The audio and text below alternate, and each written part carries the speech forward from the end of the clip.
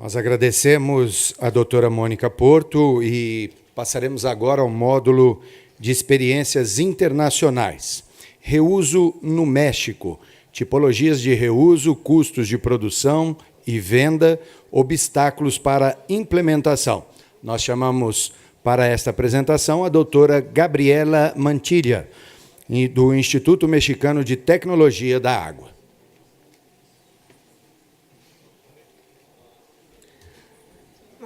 Aqui. Ok.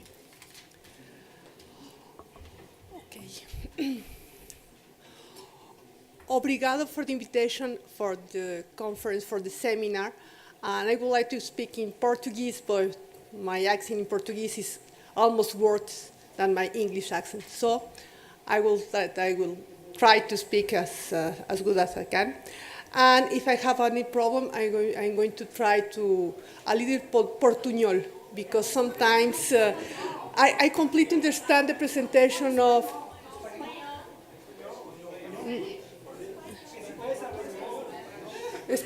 I was asked to speak in... Sí, es más fácil. To speak in English because we have international... Mira, si hablas el español despacio, te van a entender perfectamente. I was thinking about our Israeli colleague. I think the rest of the population are more important. Ok. Bueno, en realidad, pausado. En realidad me conviene más hablar en español, aunque la presentación viene en inglés, pero bueno. De entrada les agradezco la invitación para presentarle la experiencia mexicana en el reuso de las aguas residuales en mi país, en México. Esta presentación está hecha en 4 partes, una pequeña introducción, presentando, aunque ya lo conocen, el marco de México, tipos de reuso, costos de producción y de venta, interesante, y sobre todo los obstáculos para la implementación del reuso de las aguas tratadas. Primero que nada, me gustaría mostrar a México. Nos encontramos prácticamente a la misma latitud que el desierto del Sahara y el desierto arábigo. Lo único que nos salva es nuestra topografía y que de alguna manera nos ayudan los huracanes, las tormentas tropicales, que bueno, de alguna manera destruyen ciertas cosas, pero han ayudado a tener una mejor calidad de vida por el aporte de las lluvias. Esta es nuestra pluviometría, nuestra lluvia anual. Como podemos ver, tenemos unas zonas extremadamente áridas. En el norte del país tenemos menos de 20 milímetros de precipitación. En el centro, gracias a la Sierra Madre Oriental y la Sierra Madre Occidental, tenemos una zona extremadamente seca, y en el sur-sureste del país nos encontramos con pluviometrías de hasta 5 metros, 4 metros y medio, 4,000 milímetros de lluvias, lo cual es enorme. En mi país decimos que en promedio estamos bien. Lástima que arriba tengamos 0 y abajo tengamos que 5,000. Es como, en promedio en México todos estamos muy bien con el señor Carlos Slim, hipermillonario, y los pobres que no tienen nada, en promedio estamos bien. Es un país de contrastes. ¿Sí? Por otra parte, también tenemos los acuíferos. Sí, ya me pasé.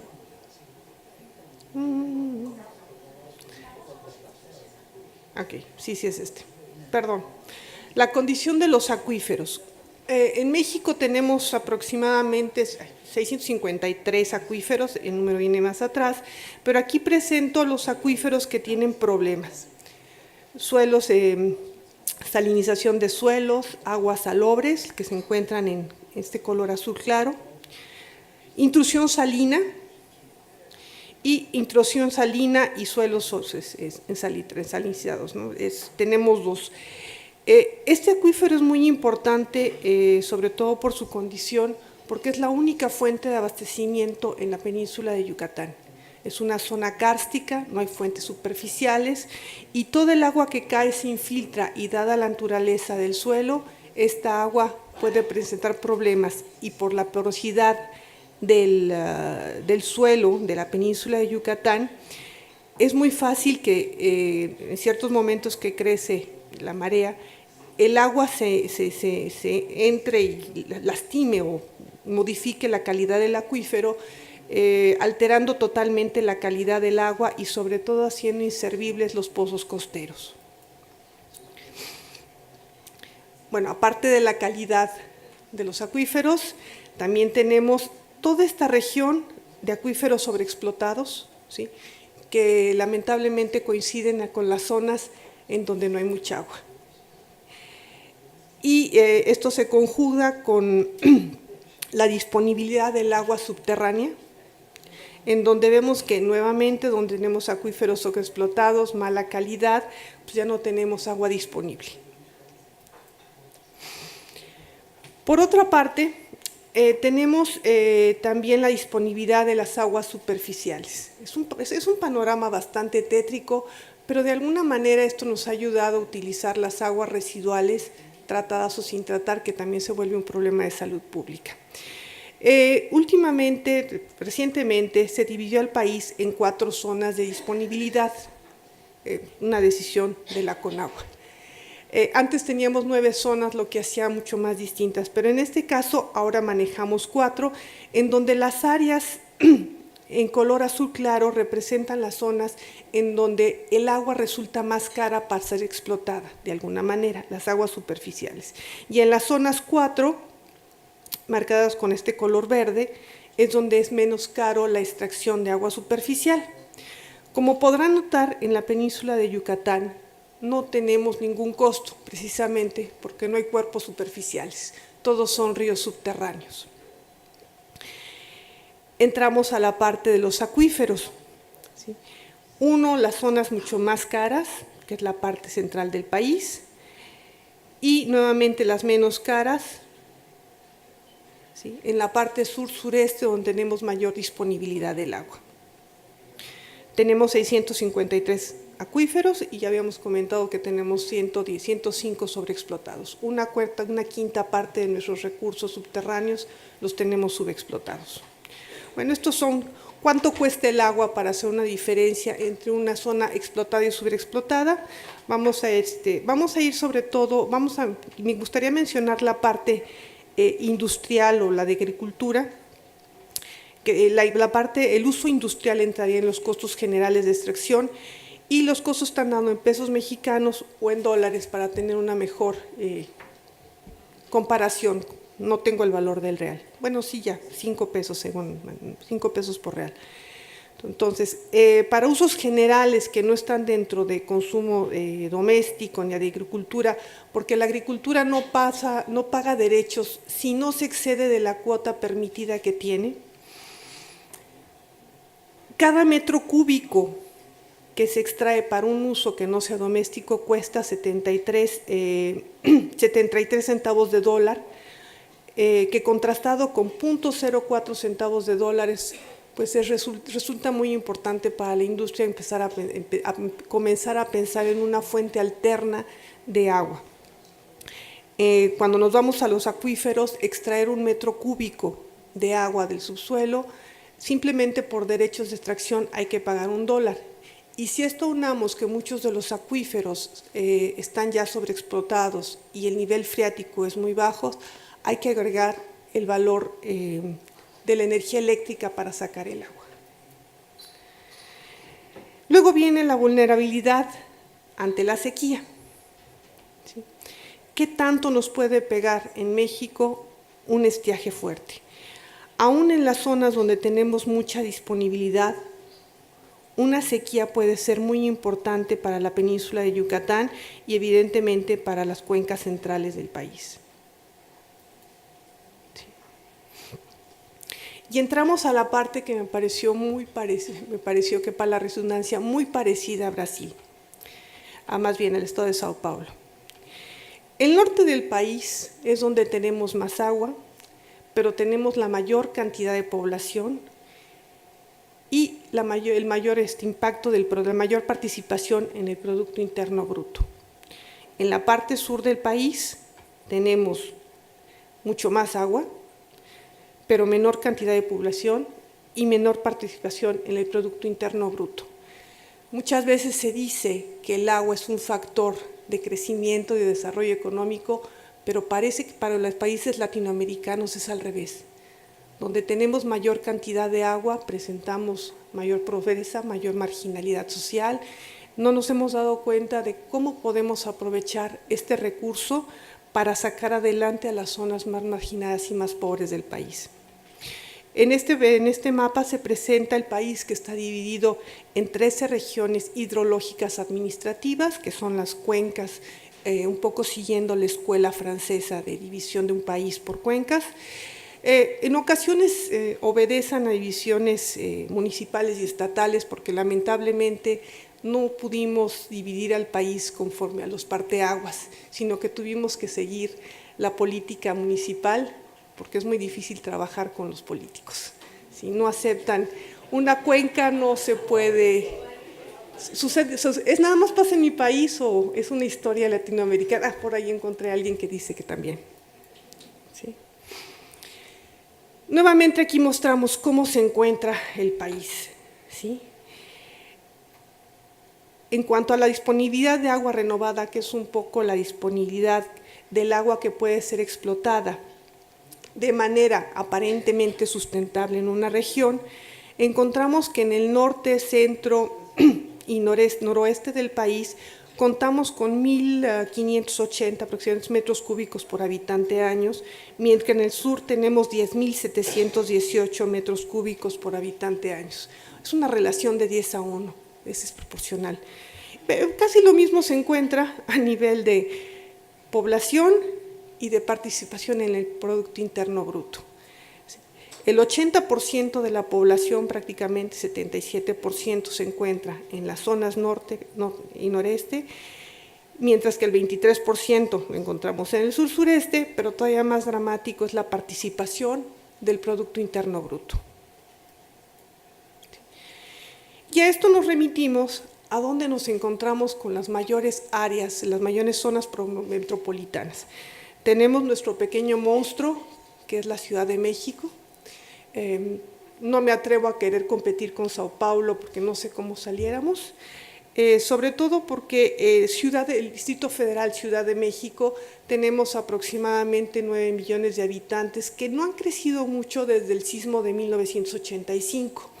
No sé si la naturaleza nos envió otro 32 años después, el mismo día, para evitar que siguiera creciendo la Ciudad de México. Sin embargo, lo que es la zona conurbada ha aumentado día con día, y si tomamos la zona conurbada, la zona metropolitana de la Ciudad de México o del Valle de México, estamos sobre los 22, 25 millones de habitantes, con una población flotante que ni siquiera somos capaces de contar, debido a la migración, debido a las fuentes de trabajo, y ahora mismo debido a las migraciones de los compañeros salvadoreños que están pasando por el país tratando de llegar a Estados Unidos. Y eso nos provoca un desbalance en los servicios, no solamente en la prestación del agua potable, sino también en la generación de aguas residuales.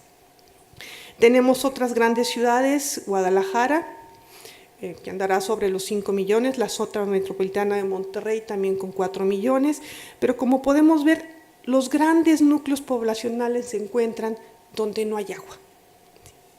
Solamente tenemos una ciudad muy importante en la parte sur-sureste del país, Mérida, la antigua ciudad de los mayas, donde tenemos, y Cancún, que ha crecido enormemente por ser un enorme puerto de atracción turística. Todo el mundo quiere ir a Cancún, eso es maravilloso. Lo interesante es que en Mérida no tenemos redes de alcantarillado por el origen del suelo. Es un suelo kárstico. ¿A dónde se van las aguas negras de la población? Al acuífero. ¿A dónde se van las aguas del acuífero? A lo que es la parte norte del Golfo de México y al Caribe mexicano, ¿sí? Por el tipo de flujo que tenemos.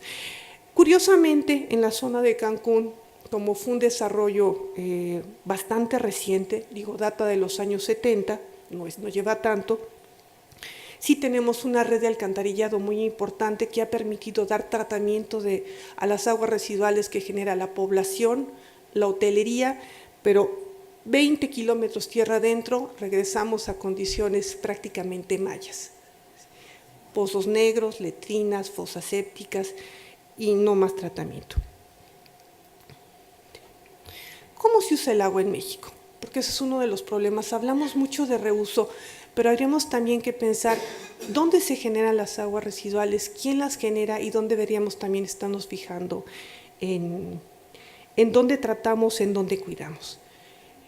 A nivel global, el 76% del agua que se utiliza en México va a la agricultura, 5% a producción de energía, y energía hablo de termoeléctricas, no las hidroeléctricas, solamente termoeléctricas y carboeléctricas. El 15% es abastecimiento público urbano y el 4% industria autoabastecida.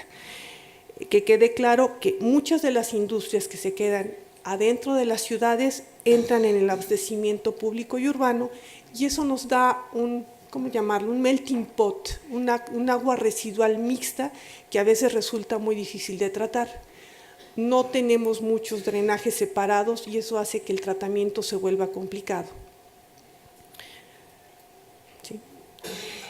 Con toda esta información, ¿cuál es el grado de presión del recurso hídrico?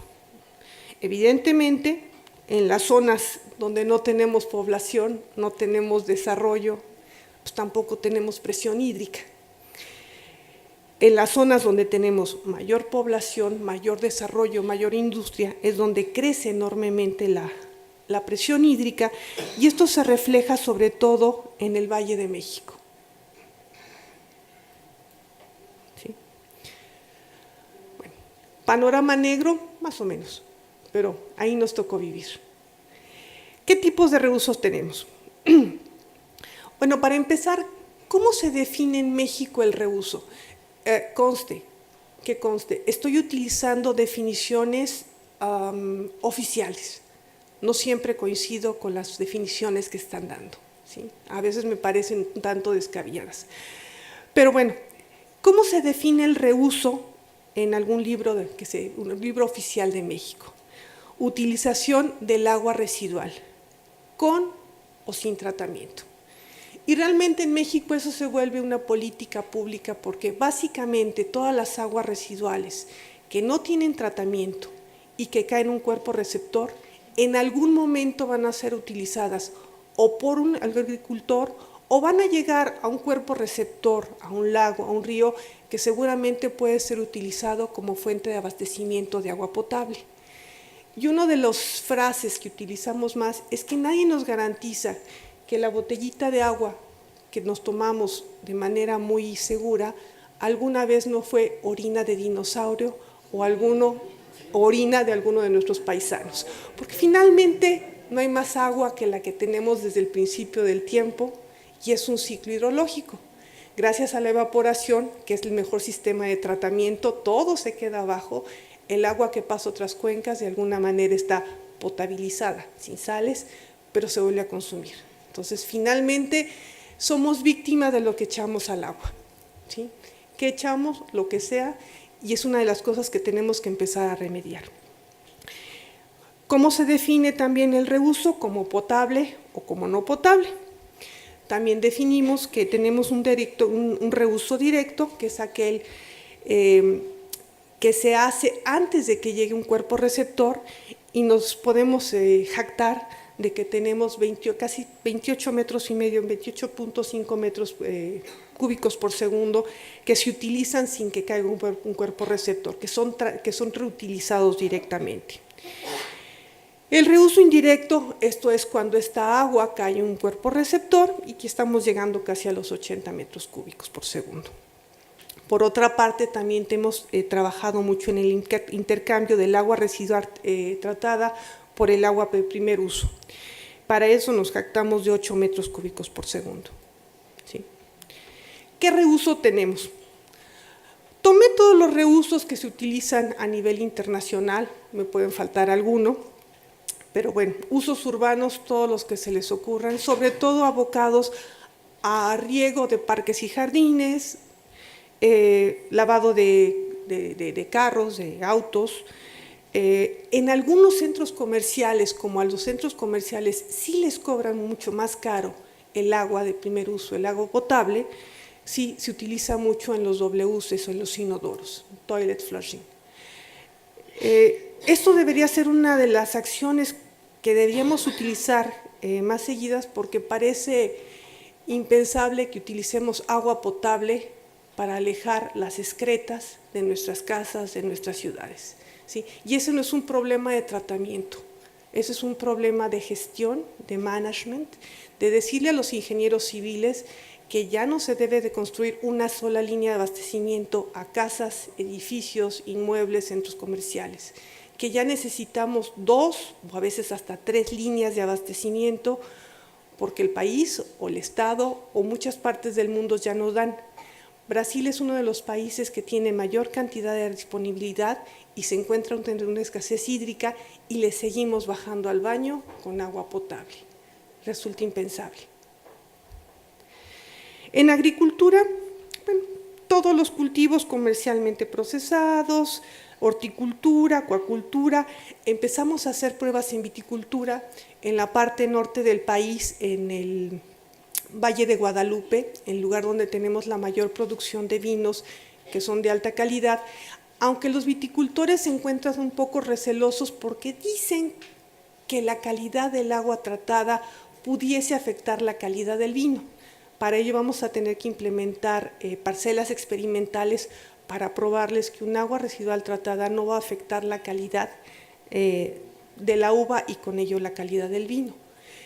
Cabe señalar que para este tipo de cosas sí debemos garantizar que estemos utilizando agua meramente municipal, porque cuando tenemos un aporte industrial sí pudiéramos afectar otras cosas. En usos industriales hacemos de todo, ¿sí? Enfriamiento, agua de proceso, recirculación, limpieza. Lo único que no nos han aceptado es la elaboración de concreto. Los ingenieros civiles dicen que la cantidad de sólidos suspendidos o la materia orgánica, qué sé yo, puede cambiar o puede no ser adecuada para el F'(C) del concreto, para la resistencia del concreto. Perdón, gracias. ¿Sí? A veces resulta ridículo cuando uno ve con la calidad del agua que realmente hacen el concreto, aunque sea de primer uso, porque utilizan aguas del lago o aguas de río, que a veces tienen alga o son aguas negras, pero bueno, es la percepción que se tiene. Hay que cambiar eso. Usos recreacionales, también hacemos de todo, pero no hacemos nieve. Como que no se nos da en nuestros países tropicales hacer nieve todavía. No estamos en Qatar, que todavía no tenemos pistas artificiales de hielo. Las pistas de patinaje que tenemos las hacemos con agua potable. Somos muy fuertes en eso. Y para usos medioambientales ya tenemos recarga de acuíferos. Sí, tenemos una norma de la cual va a platicar mi colega, espero, recarga de acuíferos, directa o indirecta, lo cual puede ser muy importante o muy grave dependiendo de la calidad del agua que tengamos. Humedales, vida silvestre, gasto ecológico, pero en realidad los usos ambientales se dan porque el agua se descarga de manera natural a un cuerpo receptor y si no hay un agricultor que la tome, a lo mejor le ayuda al medio ambiente. Eso es algo que todavía no tenemos bien legislado y se nos olvida que es una parte vital en el ciclo hidrológico para mantener nuestros cuerpos receptores. ¿Sí? El reuso potable. Bueno, tenemos oficialmente no. Oficialmente en México no hay. Pero si hablamos del reuso indirecto potable, si una planta de tratamiento vierte en algún cuerpo receptor, ¿sí?, que de alguna manera alguna vez va a ser tomado como fuente de abastecimiento, sí tenemos varias fuentes de reuso potable, aunque no lo querramos admitir. Todos aquellos que conocen de fútbol, le van al Guadalajara o a las Chivas, saben que Guadalajara, y si no saben, Guadalajara se abastece del lago de Chapala, y el lago de Chapala se alimenta del río Lerma. Y el río Lerma es uno de los drenajes a cielo abierto más grandes que tiene mi país. Le cae de todo. Y la gente se lo toma, ¿sí? Claro, lo potabilizamos. Y el lago de Chapala funciona como laguna de estabilización porque es relativamente profunda, tiene un tiempo de retención muy grande y funciona bastante bien. Pasemos al tratamiento para entrar más en materia de reuso. ¿Cuánta agua estamos abasteciendo a la población? 350 metros cúbicos por segundo, metros más, metros menos, datos promedio. ¿Cuánta agua damos desinfectada? Perdón, no necesariamente potabilizada. En algunas partes del país no nos alcanza el dinero para eso. Estamos sobre los 340 metros cúbicos por segundo. Tenemos 2.536 plantas de tratamiento operando, las cuales tienen una capacidad de tratamiento de 180 metros cúbicos por segundo. Colectamos 212 y tratamos 123. ¿Qué es lo que nos está fallando de entrada? La recolección. Si estamos diciendo que recolectamos 212 y al menos estamos dando 340, apenas recolectamos 2/3 del agua que generamos, ¿sí? La otra se nos va a fosas sépticas o ríos, lagos, mar, estero, a donde sea. Y de esta agua, ¿cuánto estamos tratando realmente por condiciones de operación de nuestras plantas? 123 metros cúbicos. Es un buen esfuerzo, nos falta hacer más cosas. Aquí nos falta meter 20 metros cúbicos más porque en 2016 aún no entraba la planta de tratamiento a Totonilco y empezó a funcionar ya a su capacidad máxima de 25 a 30 metros cúbicos por segundo. Entonces ya estamos sobre 150. Esto nos da más o menos que tratamos el 60% del agua recolectada, pero todavía nos falta, tenemos una cuenta de pendiente con la población, con el agua que aún no podemos recolectar por diferentes razones. La topografía del país, los suelos kársticos o muchas veces poblaciones atomizadas, y esas poblaciones son las más pobres. ¿Sí? Esta es la distribución de plantas de tratamiento a nivel nacional. Nuevamente se acerca mucho a lo que es el Producto Interno del país, Producto Interno, el PIB del país, ¿sí? Y evidentemente asociada a las grandes poblaciones. Nuevamente vemos que en esta zona no tenemos plantas de tratamiento normal, no hay drenaje y si no tenemos un drenaje centralizado es difícil tener plantas. En lo que respecta a plantas de tratamiento industriales a 2016, se contaban 3.041, se considera que generan 214 metros cúbicos por segundo y solamente podemos tratar 76. Ahí es un problema de regulación y el problema con las aguas residuales industriales es de que muchas veces no sabemos lo que están aventando, ¿sí? Tenemos una normatividad que nos permite medir la demanda bioquímica de oxígeno, la demanda química de oxígeno, pero tenemos estos nuevos contaminantes emergentes o una serie de compuestos químicos que aún no sabemos si se tratan, si van, si vienen, porque la normatividad aún no los mide. Se está cambiando las regulaciones, pero esperemos que pase para el año que entra con la próxima administración. Esta ya no pasó. Entramos al reuso.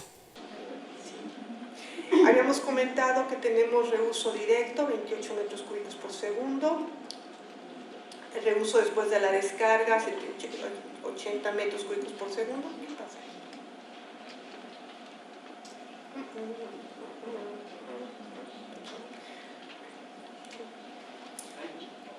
Sí, y esto es como ha venido creciendo el reuso, directo e indirecto, a lo largo de los años. Como podemos ver, el reuso directo se ha mantenido muy constante, sobre todo en los últimos años, 21, 28, ¿sí? Y el que ha crecido sobre todo es el indirecto, cuando cae a un cuerpo receptor. Aquí tenemos en promedio cuánto se reusa. Tenemos 32 estados en el país y podemos ver, pues, digamos, el top 10 del reuso. Entre ellos aquí teníamos Hidalgo con 9 metros cúbicos por segundo, que ya pasó a 25 con la entrada de Totonilco.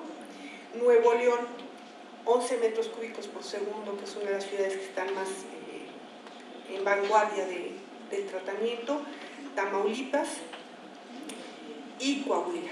Sobre todo estas ciudades se encuentran, Chihuahua también, se encuentran bajo un estrés hídrico muy importante y no tienen fuentes de abastecimiento y sobre todo el agua les cuesta caro. De alguna manera, si el agua de primer uso le cuesta caro al industrial, al comerciante o al que sea, entonces van a ver el agua residual tratada como una fuente de abastecimiento alterna. Me pidieron que no hablara de agricultura, pero pues no podía dejar de hablar de la joya de la corona, sobre todo es un animalote. ¿Sí? Trata aproximadamente el 60% del agua residual de la Ciudad de México y de la zona conurbada.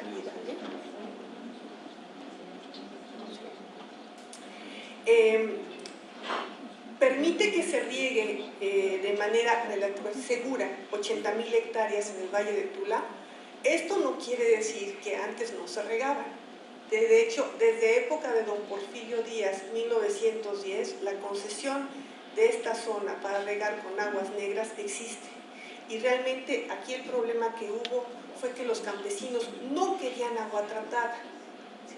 Ellos querían seguir teniendo su agua residual porque a lo largo de los años se han dado cuenta que utilizar agua residual negra da un aporte de nutrientes al suelo, sobre todo en esta zona que era un desierto donde no hay un suelo orgánico y es muy difícil convencer a alguien que es por su bien, por salud pública, cuando se han acostumbrado a través de muchas generaciones a manipular el agua negra y de alguna manera han generado resistencia a bacterias, virus, a cosas que de olerla nosotros nos enfermaríamos y ellos se bañan en ellas y aparentemente no les pasa nada, pero tenemos problemas de desnutrición en algunos niños debido a la cantidad de litiasis. Es un problema, como dijeron, sin saneamiento no hay salud pública.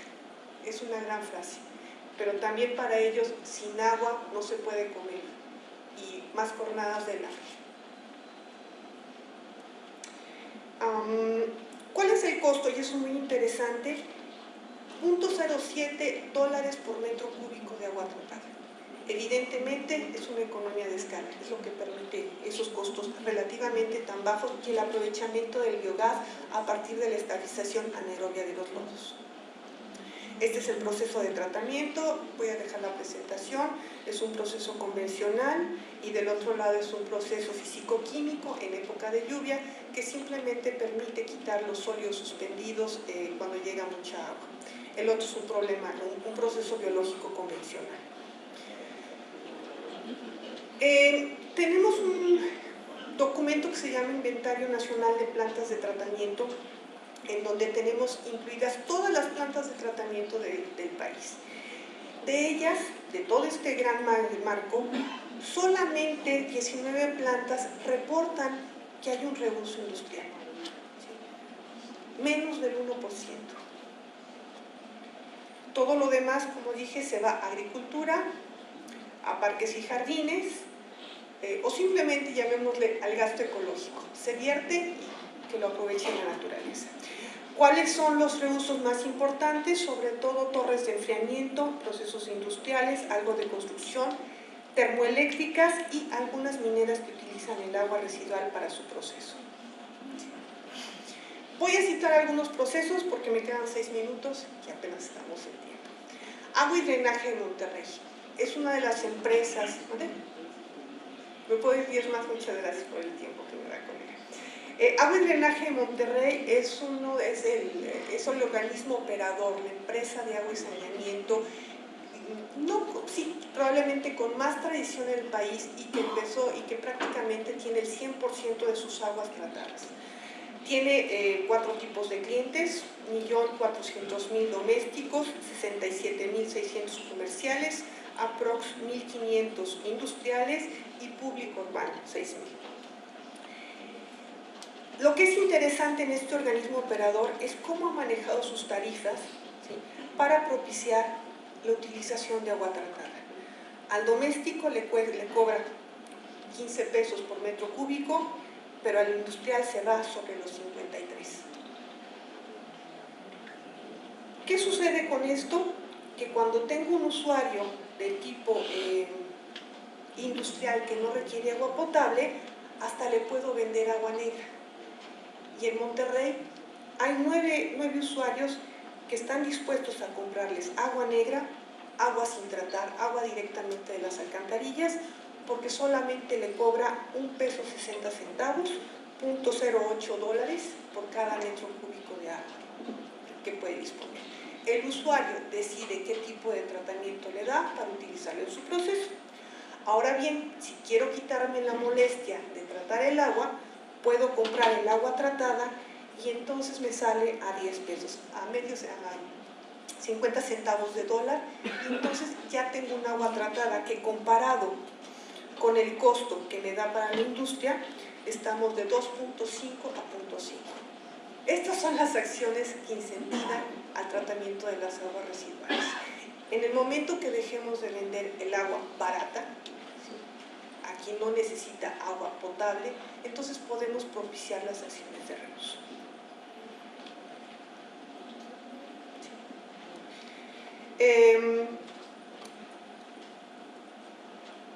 ¿Cuántas plantas de tratamiento tiene Monterrey? Sobre 30, bueno, el estado de Monterrey, y además manejan tarifas diferenciales para propiciar el reuso. Mientras más me compres agua tratada, más barata te la doy. Si necesito un caudal, un flujo mayor de 300 litros por segundo, te lo vendo a 5 pesos. Entre 150 y 300 litros por segundo, a 7 pesos. Pero si eres un pequeño usuario, te la voy a vender a 10 pesos. Con esto se propicia que dejen utilizar agua de primer uso, salvo para aquello que sea realmente indispensable, y se utilice más el agua tratada. Evidentemente, las industrias que producen alimentos pues no son susceptibles de esto, salvo para sus torres de enfriamiento, y tienen la necesidad de hacer doble infraestructura, una para el agua residual tratada y una para el agua potable. Pero con estos costos realmente vale la pena hacer la diferencia, y el organismo operador ha reducido su abastecimiento de agua de primer uso en un 30 o 40% en los últimos 30 años. También, que es interesante, ¿cuánto me cuesta el agua del acuífero? Porque es un problema. ¿Cuánto cuesta realmente el agua? ¿Sí? El agua de primer uso. En esta zona, extraer el agua del subsuelo cuesta 19 pesos, que si lo comparamos con un gran usuario, estamos en una relación de 4 a 1. Y el costo municipal, que me lo vendía, como dijimos, a 50 pesos el metro cúbico.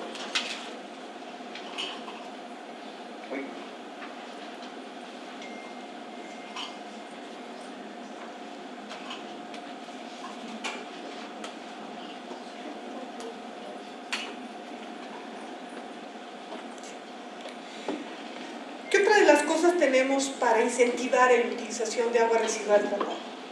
Las líneas moradas, lo que llamamos línea morada, las redes de distribución. De nada me sirve tener el agua residual tratada si no tengo cómo entregarlo. Resulta banal decir que vamos a estar llevando en pipas 50 metros cúbicos por segundo, 200 litros por segundo. Entonces lo que tenemos que construir es infraestructura.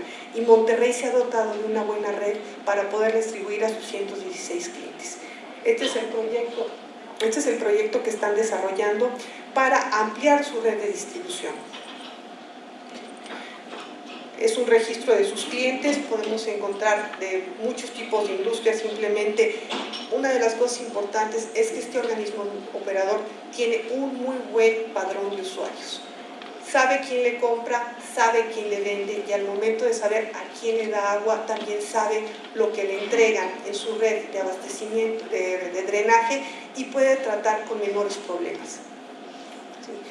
Digamos, sus clientes principales: Iberdrola Energía, Papeles y Conversiones, productoras de papel, fibras químicas, Nacional, papeles higiénicos. En general estamos hablando de 270 a 11 litros por segundo, y aumentando con los años. ¿Sí? El siguiente plan de agua y drenaje en Monterrey es aumentar su red de distribución de agua tratada, y con esto llegar a un mayor número de usuarios, extender su oferta. ¿Sí? Otro ejemplo es la planta de tratamiento de Altos Hornos de México.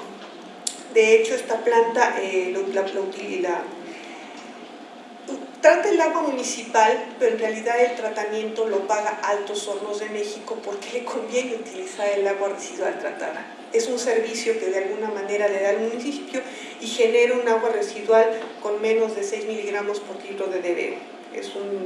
Es un proceso de 580 litros por segundo para la industria metalmecánica de enrollado. Este caso es bien interesante y le voy a robar unos minutos a mi colega. Es la utilización de agua residual en la termo y carboeléctrica Carbón 2 y José López Portillo en el norte del país, en Piedras Negras y en Ciudad Acuña. Aquí se reusan hasta 1.200 litros por segundo. La planta de tratamiento está a cargo de la Comisión Estatal del Agua de Coahuila y venden más o menos a 9 pesos cada metro cúbico de agua tratada. Estas plantas son interesantes porque fueron diseñadas para un caudal de 320 litros por segundo y actualmente están tratando 780. En el caso de Ciudad Acuña están tratando 482 litros y el costo del tratamiento le sale a 1 peso. Es una relación de 9 a 1, la relación costo-venta. ¿Por qué sale tan barato? Porque el agua subterránea es muy cara. Me voy a saltar esta. Otra termoeléctrica, la planta Guadalupe Victoria. Nuevamente, el agua del acuífero vale 14 pesos y ellos se las venden a 7 pesos. ¿Sí? ¿Por qué la rehusan? Porque sale más caro utilizar agua de primer uso y porque además hay que pagar la electricidad para extraerla. ¿Sí? Huesca, una termoeléctrica en el estado de Morelos, en donde están vendiendo a 6 pesos el metro cúbico del agua residual tratada y más o menos le sale a 1.50. Rápidamente, me robo 2 minutos y concluyo. Obstáculos para la implementación, que me parece lo más importante. La desinformación y la ignorancia. Ese es uno de los obstáculos más importantes que tenemos que vencer. En la termoeléctrica de Huesca, la información que se empezó a manejar y que era muy interesante entre la gente, nos están robando nuestra agua. ¿Sí? Demandamos la cancelación del proyecto de la termoeléctrica porque están robando el agua de los municipios de Ayala y de Cuautla. ¿Sí? ¿Qué hacía esta gente? Y de alguna manera esa agua que corría por el río era para agricultura de autoconsumo. Ahora bien, no se están robando el agua, la están tomando, la están tratando, la meten a torres de enfriamiento. Hay un pago por esa agua tratada que se está utilizando en la utilización de obras de saneamiento de los mismos municipios y después se descarga al río. No están tomando todo el agua, pero es un manejo político en donde se aprovechan de la gente para parar este tipo de obras que pueden ser tan necesarias. Otro de los obstáculos, el costo. Si el costo del agua industrial y la comercial se acerca al costo del agua potable, el reuso es imposible. ¿Sí? ¿Dónde se da más el reuso? En las ciudades como Tijuana, en León, en donde el costo del agua comercial o del agua industrial prácticamente es el doble o a veces el triple, como en el caso de Mexicali. En Mexicali se pelean las industrias el agua residual tratada o sin tratar. ¿Por qué? Porque la tarifa del agua es tan cara que vale la pena reusarla. ¿Sí? Aquí estábamos viendo, ¿no? ¿Cómo se dan los contrastes, ¿no? En Tijuana cuesta 56 pesos el metro cúbico de agua tratada. En Ciudad Juárez, 7.60. A veces tenemos un problema con las tarifas porque las tarifas dependen de los presidentes municipales, ¿sí? Y es un problema político, no técnico. ¿Sí? Entonces, un poco resumiendo, la desinformación también entra. Es un problema utilizar el agua residual, ¿sí? Tratada. ¿Sí?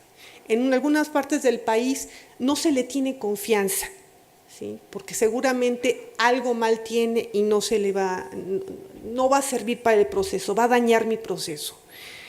Lo que sí es un problema es que nuestras plantas de tratamiento sean irregulares en cuanto a calidad y cantidad. Si no podemos asegurar una calidad y cantidad constante del agua residual tratada, se pierde la confianza y no van a querer utilizarla. El precio, como lo vimos antes, si el costo de la extracción del agua municipal o el agua municipal es menor que el agua residual tratada, no hay ninguna oportunidad para el reuso. Y uno de los más importantes y que hemos dejado muy de lado, el transporte. Necesitamos redes de abastecimiento de agua residual tratada. Normalmente las plantas de tratamiento se construyen en las partes bajas o alejadas de las poblaciones y tenemos que traerla de vuelta. Entonces, o hacemos nuestra red morada y la planeamos desde el principio, o empezamos a ver al tratamiento descentralizado como una opción en donde tengamos las plantas de tratamiento cerca de los centros de reuso.